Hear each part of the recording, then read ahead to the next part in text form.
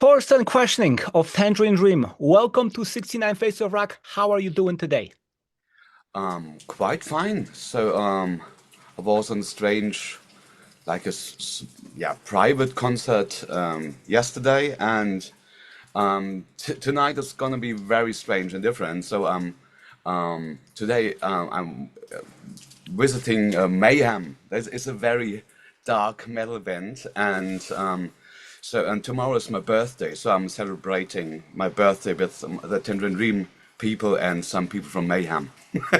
Oh, what a combination! But I love how people from different worlds kind of come together. That's kind of the way I do things. That's why Yeah. the name of the site is 69 Faces of Rock because there's so much out there. Um, First of all, congratulations on this live recording of Phaedra. I understand it wasn't only a performance, but a fully quantized display of Phaedra. Tell me, how did you approach this process? I heard the quantized thing so much. I think it's one of the info texts. That was one of the problems to make it not too quantized, to be honest. We tried to recreate Phaedra in a very detailed nowadays way, with all the very synced and synchronized computer systems, step sequences, and everything. And then it was very lifeless, Mhm. and it lost not most, but a huge part of the character of the tracks and the music. We found a little in between idea of having the freeform and the tape was also not stable in '74. No chance, and the delays were tape delays and not digital delays. Today, you have 60,000 through BPM through 2, and then 1.5 multiplied, and then you have 8 dotted delays in seconds. Now it would no problem just to type it in in your digital delay. In those in the back in the days, they had tape heads just moving around and adjusting and feeling that is part of the right tempo, but it was not exactly. We tried to recreate things with old equipment paired with new equipment. Try to get these iconic sound designs. It's easy if it comes to the mellotron. The mellotron normally sounds like a mellotron. The strings and the flute. The main theme of Phaedra is a mellotron string sound. But the bass sounds and the sequences and especially the percussion sounds, there's a noise snare. That was very hard to recreate. And so we tried to celebrate the 50th anniversary for Phaedra, Now, of Phaedra. what was your first impression when you heard Phaedra in this form for the first time, listening back? The old one. I think that's one of my favorite Tangerine Dream albums ever. It was a very new way of music. So in '74 there was no blueprint. If you heard the radio or just other bands, where okay, what are they are doing with sequences? No, there were okay. There was Popcorn, there was Jean-Michel Jarre, Kraftwerk, and others. Then it was kind of the one of a few Big Bang, if there is a plural of it, for sequencer music, and the idea of repetition. A little bit for me, it's very close to post rock and even the Cure bass lines, because of the hypnotic way of repeating things, doing classical scale-based melodies, but very simplified, mostly minor thirds, Mhm. and it it was one of my favorite albums. The fun thing is normally our vinyl and CDs were mastered by Sigur Rós in Iceland, Reykjavik. In their they have a old public swimming pool as studio. It's called Sundklafren. And once the singer said they liked Tangerine Dream until the sequencer came in. So they really loved Sight, but stopped by Phaedra and Ricochet. But it's one of the birth big bangs of sequencer music, and it's so hypnotic. And it's sometimes I'm not so into. There are tiny parts on other albums where there was the idea of recreating existing sounds and recreating instruments, like doing a classical idea to doing oboe sounds with with a synthesizer or trumpets. It's more the guitarro kind of approach. But think Tangerine Dream, Phaedra, beside of the mellotron sounds, was the idea to create new sounds that are not existing or that not exists in the real world as instruments, like filter movements and all other things, and like a new soundscape or landscape of sounds. Interesting question now. Have you heard from any former members regarding this recent update of Phaedra? I'm specifically thinking about Peter Baumann and Christopher Franke, who are the co-creators of the original Phaedra. Have they reached out? Have you spoken to them? Not. I think Chris Franke isn't. I think I heard nothing. He's rarely with interviews and comments about all things. I think one of his last was in 90 something, and I think it's very sympathetic. He's probably the he's the quiet master guy, and I really like that. So and I didn't hear what Peter said about it. Yeah, it's not. I think it's out for 3 weeks. So I think 1 week in UK and 3 weeks in rest Europe and States. So I'm not sure what they were saying about that. In your opinion, what do you think the essence of Tangerine Dream is, and how long did it take you to understand it? Still try to figure some things out. I learned a lot from Edgar while working with him. I think I was living half a year per year in his house in Austria and working wall by wall from 2003 till end of 14, when he sadly died in January 15. So I learned a lot of it's there are many roots. The numbers of repetition for some notes using odd time signatures against 4488 loops to create.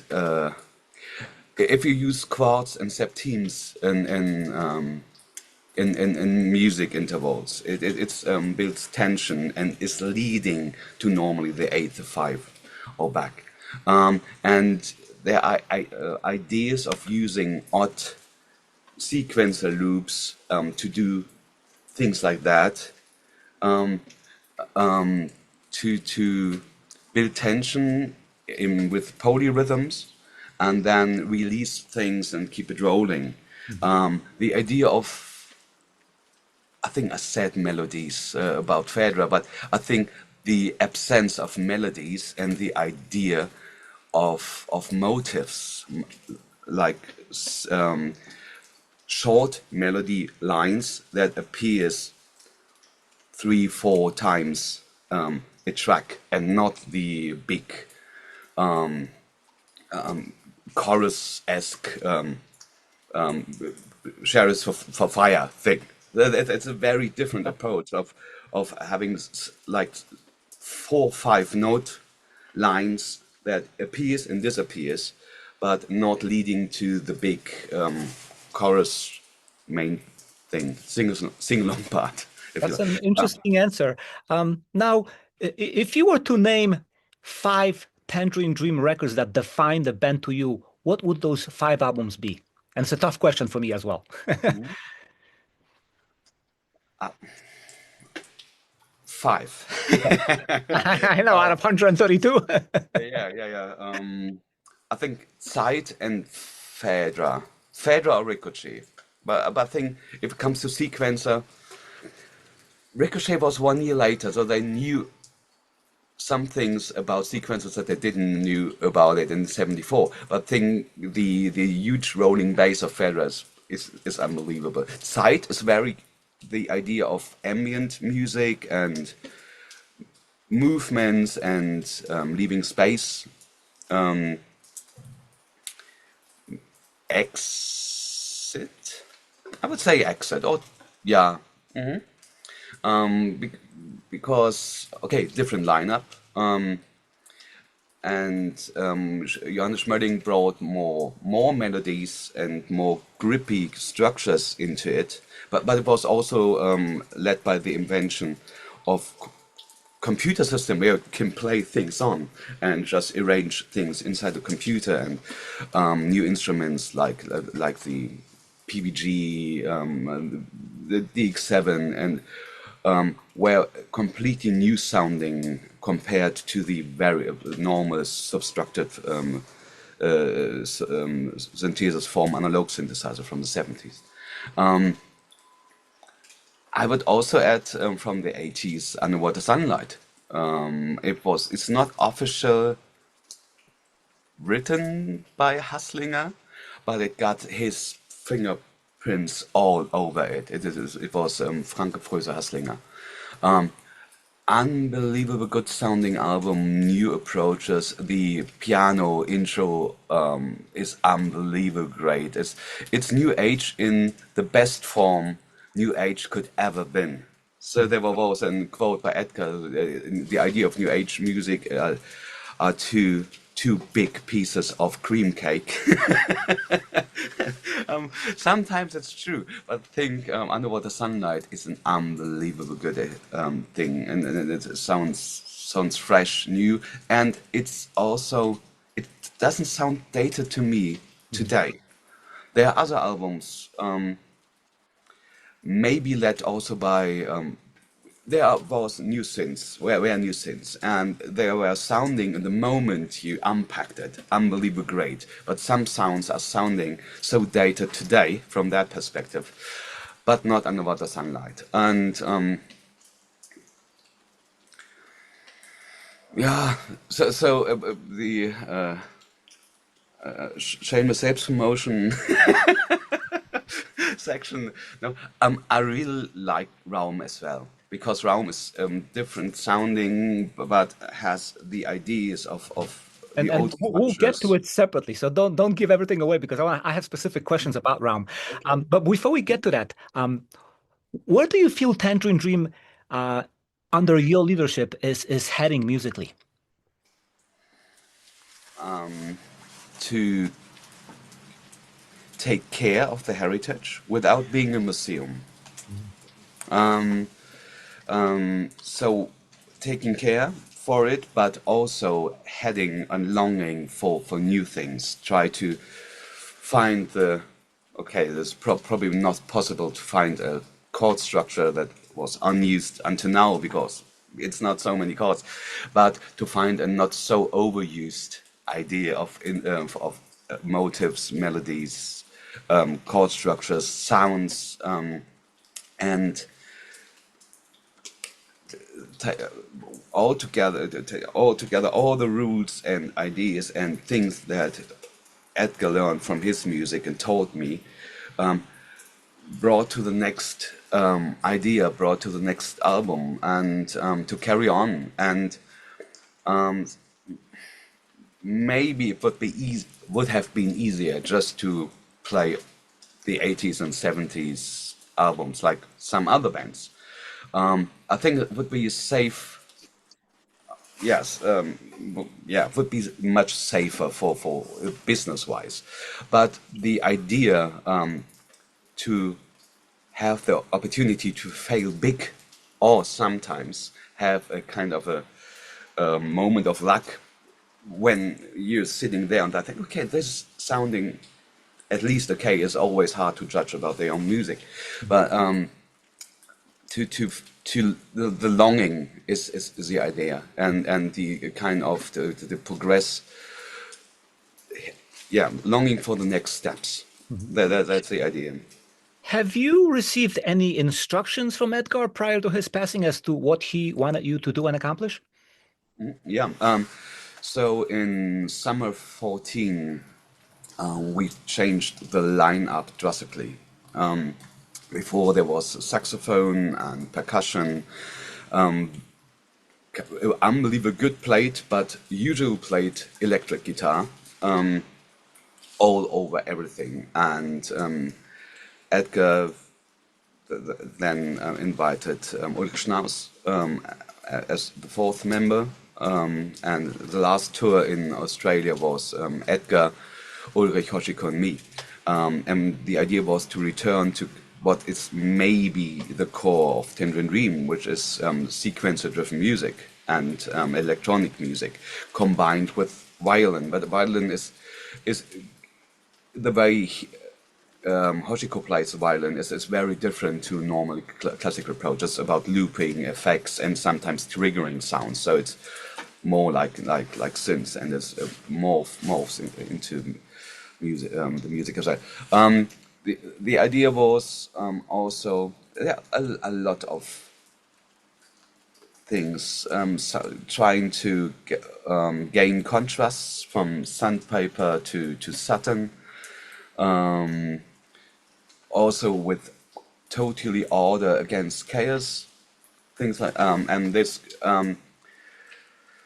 it was very roughly also combined with the idea of quantum physics, where everything is connected to each other, and the result is related to this people in the room and the moment, and the subjective view on things sometimes, and to involve things to act like an orchestra with people having roots inside an orchestra and doing this, and so that's also sometimes jamming and improvisation is a very big difference to sessions and real-time compositions, even at the same time if you're doing it live. But for yeah, to keep it, to take it to the core, but in a contemporary way and sounding way. That makes sense, and that kind of brings us to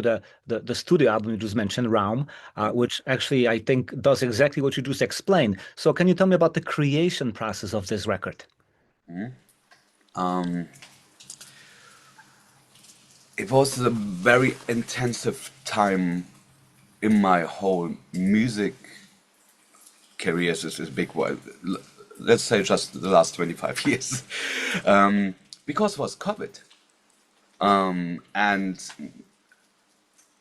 we were so into the things. We normally it's on one hand it's great to leave the studio for concerts, tours, and sometimes for festivals, which means you're leaving on every Thursday and coming back on Sunday, sitting in the studio on Monday, thinking about should I set up everything again for 3 days or not. While COVID, we were sitting in the studio for 1.5 years, every detail, and there was no interruption from anything else, and it was one of the first albums where we all were in the same room. With Edgar, we were in the same house, but not in the same room. Um, for the first 1.5 years was in the same room. We're in the same room where he was explaining everything, and even production techniques for the same sequence of drums, blah, blah. But normally we were working in wall to wall in Studio A, Studio B, and exchanging the thoughts about it and hard disk every evening, and talking about okay, we just exchange the hard disk, and yeah. But sitting in the same room is strange. Even if one person's only sitting behind you, you are hearing a little bit with the voice of with the ear of the other people in the room, because if you're editing things or playing things, you're sometimes you can't free yourself from the thoughts about what is the person behind me thinking about what I'm doing. and there is more like a collective thought about it, and it's like kind of a environment idea of creating things. And this was totally, even it was one of the first album where Hoshiko composed things with us. Normally it was written down notes and scores, but this Raum and I think one melody on Quantum, was composed by here. And then there was a other big difference. We are using also some sounds arrangements and things from Edgar. There's several stages of setup, so there are sometimes written down chord structures and where a motive and idea of like tension envelope for a track. Then there are MIDI arrangements where it's easy to change sounds and the root key, and there are complete arrangements in the DAW Cubase in our world.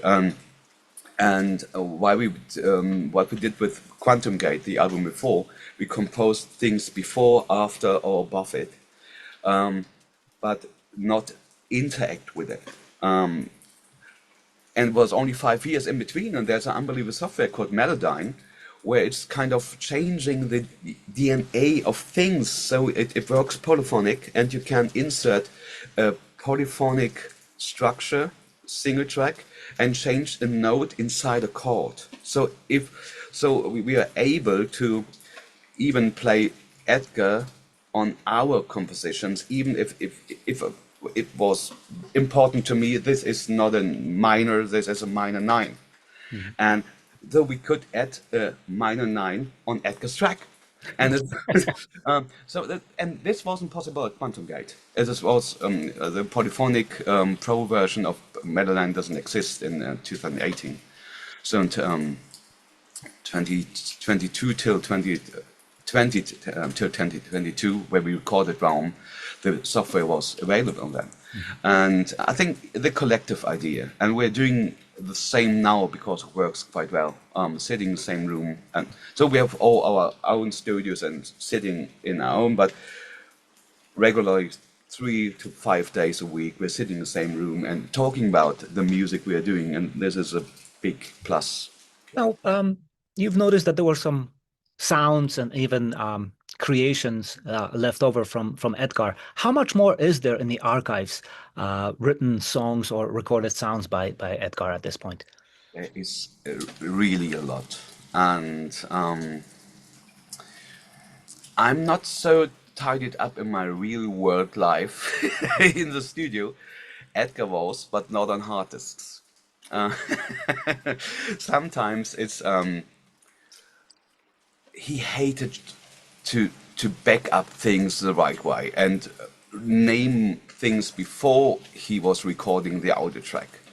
So we have thousands and thousands of tracks called Audio 1. So things are waiting to be identified. No, but by date and things, and sometimes he was connecting hard disks. So it works if every hard disk, like 10, 12 hard disks, are on a hub, then it works. But sometimes one is missing. Don't know what he was doing sometimes, but there is really a lot.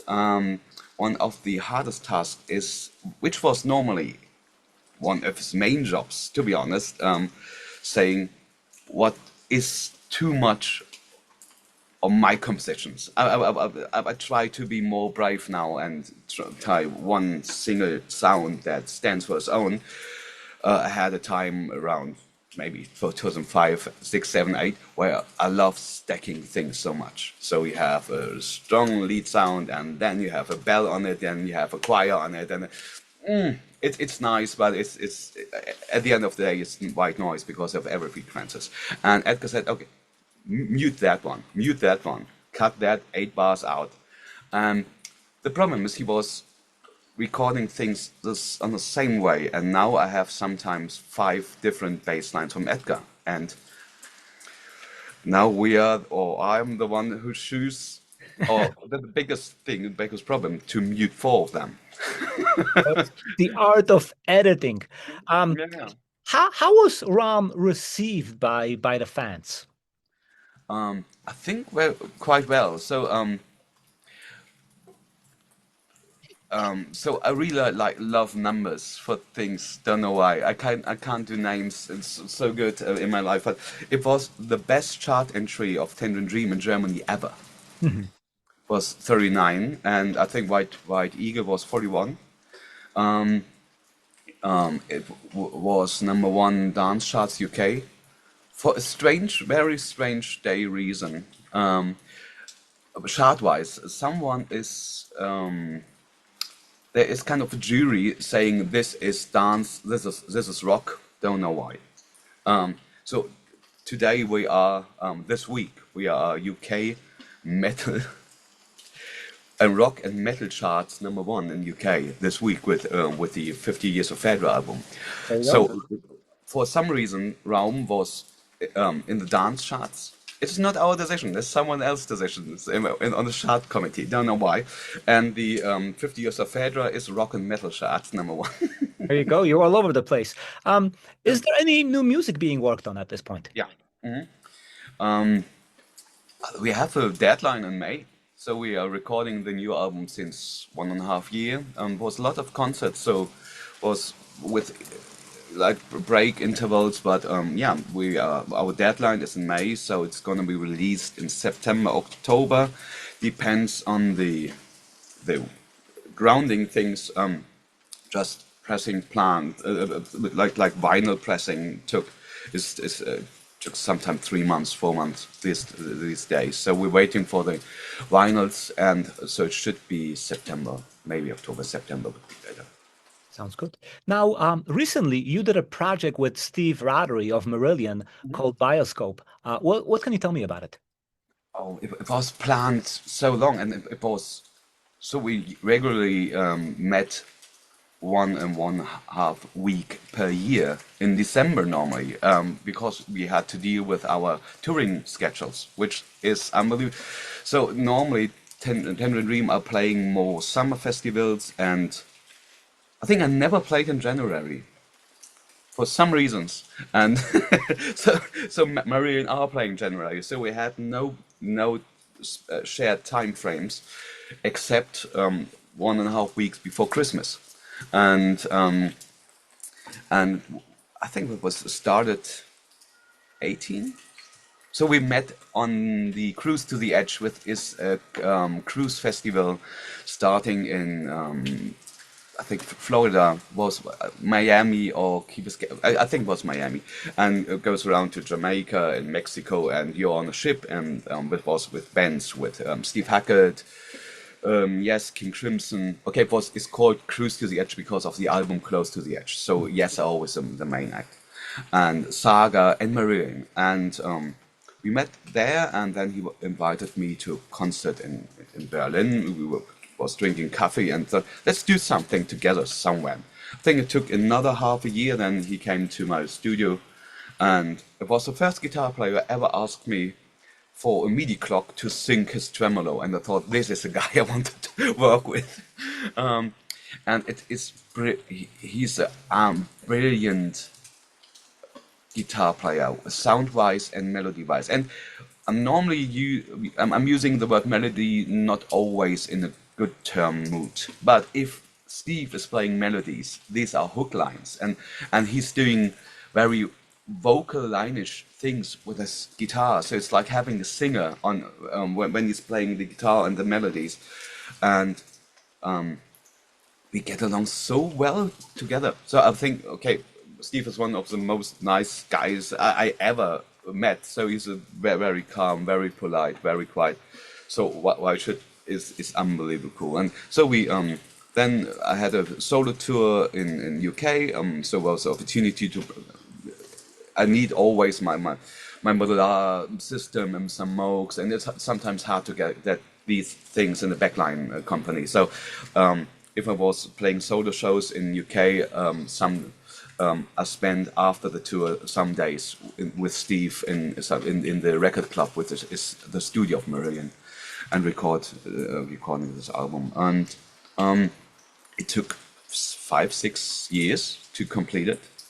In the last stage, we thought about, so normally it was more techno-esque percussion sounds and loops, and then we thought adding like a human drummer to it, and Alex Reeves of Elbow, which was also a band I very like, was doing his magic on it in 2.5 days. And I think it's rolling, and it was gluing and morphing things better together. For some reasons the tour didn't work out, and the next time frame we have is March 27 because of the touring. Even now, one added problem: the drummer of a even much bigger band than Marillion and Tangerine Dream together, I guess, Elbow, we have to include their touring schedule as well in our time frames. So it's March 27. Fantastic. Now, is there a chance that this show could come to America? Hopefully. So this year we played a Scandinavian tour 2.5 weeks ago. It was with Sweden and Norway, even Tromsø, which is close to it's Arctic. It's the last. Yeah. It's the last theater for the North Pole. It's actually true. It's like minus 15 degrees, and it's unbelievable. There we played 50 years of Stratosphere. Which is my favorite. Yeah, because it's 26. So it's last year was strange. I think it was Paris and Lyon, where it was advertised 50 years of Phaedra. We played Phaedra, but it was 51 years of Phaedra. But I think it sounds not as good as 50. But the idea to play maybe a collection of shows, like doing Phaedra, Rubicon, Stratosphere, Sorcerer, probably not Cyclone because of the vocals, and then one concert with new stuff or the things from GTA 5, or that would be a good idea, I guess. And sometimes it's hard to get all the stuff together for the States. We played in 2023. I'm not sure, like 18, 20 concerts. It was a long time, but I'm not sure how many. But it was one round. It was a great experience. Sometimes also hard to get all the working license together. Yeah. Be a common But problem. there are plans to do this. There's actually one offer for November this year, but we will see. Yeah, well, hopefully it's going to come through. So who are the other members of Tangerine Dream, and how would you describe them? Hoshiko is playing violin, and viola. So it's a 5-string violin. So it's a viola violin merge instrument. I knew her from the more avant-garde scene in Berlin, where she was playing. There was a Soundstone guy doing this. It's like is working like big wine glasses, of doing that with big stones, and she was playing to it, and she's a very good violin player and very tasteful in the idea of melodies and motives. Also, which is sometimes hard to recognize by the audience. There are some from Electro Harmonics is the company. There are guitar pedals that can transform your guitar into a mellotron or a string synthesizer, and it works even better with a violin because you have a sustained sound. And she's using the if you hear normally a mellotron choir, it's Hoshiko. Because I'm better in playing strings on mellotron, but she's playing also the choir and is looping things and some of the Solina sounds as well. So because even violin is tuned in fifths, is easy to play real chords doing this. She is fun. She's quite. we are all only childs for some reasons, not for obvious reasons, but so we can sit in the same room in the same place inside the city. Normally, some sitting on the bank, and there's a fountain in the middle. We're sitting on different benches, but it's great. Or I met Hoshiko on tour probably 3-4 times a day inside the town we are playing. So normally we have 2.5, 3 hours to just do sightseeing. We crossing each other. Hey, oh, what did you see? But that it's great. We really like each other, all together with Paul, but we can be alone as well, and having a good mood together, even sitting on different benches. And this is a very strange description, but it works very well in our band. And Paul is an unbelievable good piano player, very staccato-esque playing, very rhythmical. So he is leaving more space between the notes, and he's playing. So you don't need the same person twice. Probably not. So if you have two soloing pets, 20 seconds reverb guys in the band, it's maybe too much. But Paul is doing the very best staccato-esque. The synth sounds he's doing is sometimes a little bit simplified by the idea of the instruments. So he's more using the Uno and the 101. It's only one envelope, and but he's doing it more precisely and more stitches inside the things. So it's great, and it's also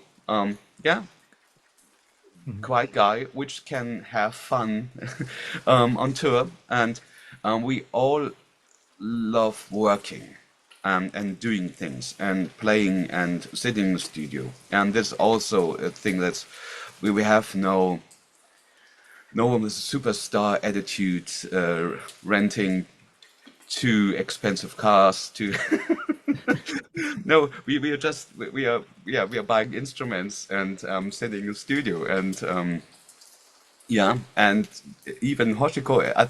So I'm not sure what she's gonna think about it tomorrow. She joins us to my birthday at Mayhem concert, so I'm very surprised that she's doing this. Oh, that should be interesting. I wish I was there. So, finally, what would you say is the most rewarding aspect of seeing Tangerine Dream continue? I think joining the journey from one to another to the next album.